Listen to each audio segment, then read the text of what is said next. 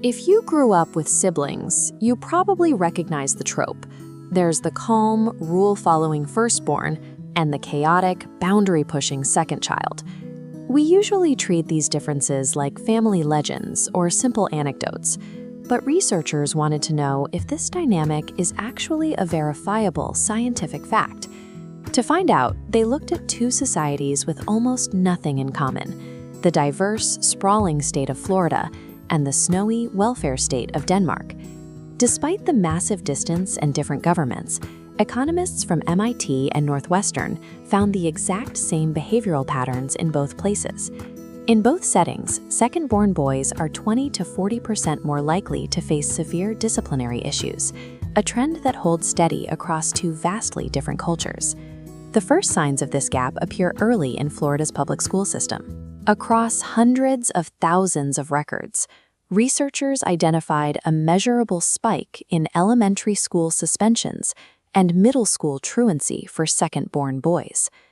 In Denmark, the data tracks how these childhood behaviors can lead to more serious legal and psychological consequences. Danish health records show that second-borns have significantly higher rates of clinical hyperactivity by age 12.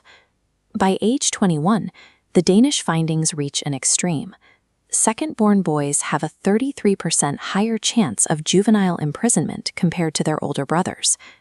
This data tracks a measurable, escalating behavioral trajectory from childhood through the start of adulthood. One logical explanation might be health. Perhaps second children are simply born with more physical or developmental challenges. The data actually shows the opposite. Second-borns generally have higher birth rates and fewer complications during pregnancy. Another possibility is school quality. Do parents tend to send their second children to worse schools? This data shows that school quality does not account for the behavioral gap. In both Florida and Denmark, second-borns attend schools of the same or better quality, and they are actually more likely to be enrolled in pre-K. The real culprit appears to be the attention economy. We can think of parental time as a physical, finite resource.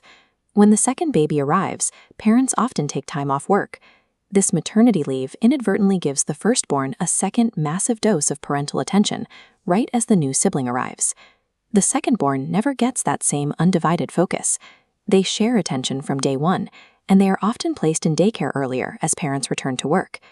Most parents try to give equal time to both children, but the math often leaves secondborns with a structural deficit of focused, one-on-one attention. This gap in attention is reinforced by a major difference in early childhood role models.